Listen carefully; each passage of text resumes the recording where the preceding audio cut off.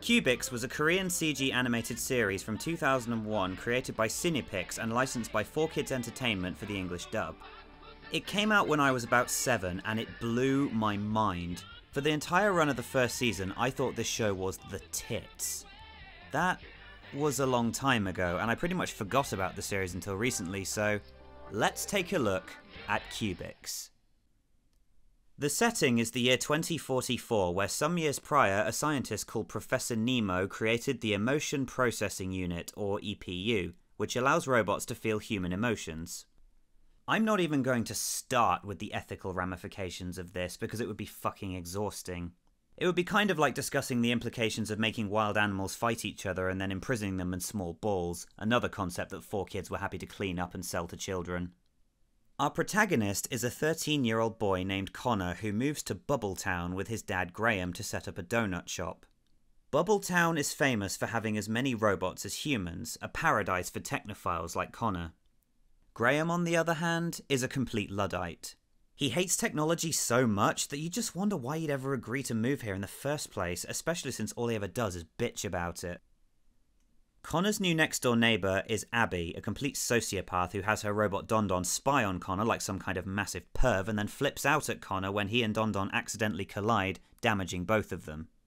I am aghast at the audacity of this bitch, but anyway, Connor doesn't seem to mind, and in fact, after fixing Don Don, he asks Abby to show him around the town, during which she continues to be a massive bitch. Connor doesn't seem to care though, because he's too distracted by his raging erection. Not for her, mind you, but for this place. Every type of robot he's ever heard of, plus some he hasn't. Honestly, Connor feels like he's just died and gone to heaven. Abby takes Connor to the Botties pit, which I always thought was Bodies pit, like some sort of mass grave, but no, it turns out they were saying botty, like the word an old stuffy British man might use for a human butt if ever he thought the word bottom was too rude. This is where he meets his new friends who call themselves the Botties. We have Hella Nemo, the daughter of the aforementioned Professor Nemo, who is currently missing, Chip, the geeky kid who turns out to actually be kinda brave, and Mong, the class clown who is this show's answer to the question, who ate all the pies? Each, member of this butt-related organisation has a robot sidekick. Chip has Cerebrix, who's nerdy even by robot standards. Abby has Don Don, whose only function seems to be to tell the audience, look, if you like Pokemon, then you'll probably like this. And Mong has Maximix, ironically a fitness training robot whose voice is a bad impression of Arnold Schwarzenegger. It comes up that Connor doesn't actually have a robot, so the Bum Brigade makes him a deal.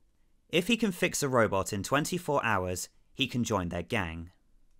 He spots a robot at the back of a junk pile which Chip reveals to be Cubix, a one-of-a-kind prototype robot made up of cubes built by Professor Nemo himself, whom every sodding one of them has tried and failed to fix at some point or other. Naturally, Connor decides this is perfect for a first-time project, like an amateur hiker trying to climb Everest, but regardless, they let him try. He gives it his best and even has a great bonding montage with his new friends as they lend him a hand, but it just isn't enough. He tells the inanimate Cubix that he'd have made a great friend, which for some reason provides the key to waking him up. I don't know, he's in like a robot coma or something, I guess, but anyway, somewhere else, an evil villain named Dr. K, who kind of bears some similarities to Dr. Eggman from Sonic the Hedgehog, has tracked down a robot infected with Solex, which is a sort of radioactive, pure energy-like substance which can make robots go berserk. As coincidence would have it, Hella happens upon the robot first and takes him to the Botties pit to try and fix him. Dr. K arrives on the scene and with the help of his monstrous robot Colossal, steals the malfunctioning robot and compromises the Botties pit's structure in the process. So Connor, like a total fucking idiot, rushes in to save Cubix, but just as the roof is about to cave in, Cubix wakes up and saves Connor from becoming a stain on Hella's floor. So Cubix, it turns out, is special. A bit like Lenny from Of Mice and Men. Strong but simple. He can only repeat short phrases back to Connor, but as compensation, he can also transform into some wicked cool shit, like a hoverbike, helicopter, and whatever the hell this is. So with their new friend Cubix in tow, the Derriere Division go after Dr. K, and this sets up the formula for the rest of the series. Dr. K finds robot infected with Solex, kidnaps said robot to steal the Solex, gets an ass-kicking from the Posterior Patrol featuring Cubix. We find out that Robix Corp, the company that creates all the robots, is evil, kind of like Mum's friendly robot company from Futurama. In the Season 1 finale, Robix Corp find out that the source of Cubix's power is that he's absolutely brimming with crystallized Solex, so apparently his most unique feature is that he's designed to run on the stuff. Given all the radiation that must give off, I sincerely hope Connor wasn't planning on having any children. Anyway, Robix Corp's spokeswoman, who the audience also knows is secretly an alien in a human skin suit, blows Cubix to pieces and kidnaps his corpse so that Dr. K can use the Solex to transform his base into a giant robot called the Culminator. So fortunately, the Arse administration are tipped off to Cubix's whereabouts by Canet, a giant bouncing magnet who used to be one of Dr. K's before he escaped. He's actually a recurring character, and I think he's either meant to be English or Australian because he keeps calling everyone blokes. Even the women. But whichever it's meant to be, you can tell the voice actor has never been to either country because no one in the entire world talks like this guy. Cubix blew apart in the sky. Then Dr. K came and scooped up all his pieces, then took him to his headquarters. He's right over there, he is. He's called Canet because Dr. K keeps telling him to shut up, and I don't blame him. After so many episodes of listening to him bastardize Michael Caine or possibly Steve Owen's accent, I'd want to smack the little prick as well, right upside his South Pole. So anyway, after a standard break-in, the Taint Gang make their way to the center of the base where Connor finds Cubix and the others hijack some of Dr. K's robot henchmen, which also have driver's seats. Connor also runs into Professor Nemo, who has apparently been Dr. K's prisoner for years, and then Connor fixes Cubix the same way he did before. By, talking to him. So after a final showdown, Cubix defeats the Culminator and the Professor is freed, but something weird happened during the revival. Cubix can now speak for himself, forming full-on sentences which he couldn't before.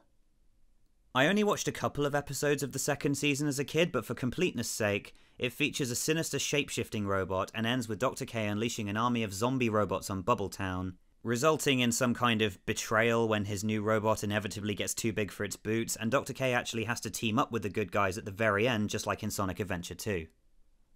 So, how do I feel watching it back after all this time? It's still pretty good, and while I am now painfully aware that it's a 4Kids dub, it's one of their better ones. This is a company who cuts out any mentions of the word killing or death, any alcohol use, anything that might have religious connotations. They've changed cigarettes to lollipops and even made a black character white, and if you don't believe me, look it up. However, they did later go on record saying that it was the networks that made them do all these things, so I'm willing to give them a little break here. Chances are that if you grew up in the 90s, 2000s, or even the 2010s, you will have probably come across something that fell victim to their overzealous censorship. The animation is pretty outdated, but I actually quite like it. It reminds me of Pokemon Colosseum, and while the mouth movements don't quite match the dialogue, it didn't bother me then, and it doesn't bother me now. I will, however, complain about some of the ridiculous lines where some writer obviously just said, "Fuck it, it's a kid's show." Having fun at the amusement park, are we? Having a swim at the swimming pool, are we? Actually, my biggest gripe is with Maximix's relentless use of bad puns. Some of these one-liners are so lame, I almost rage quit watching the series for the video.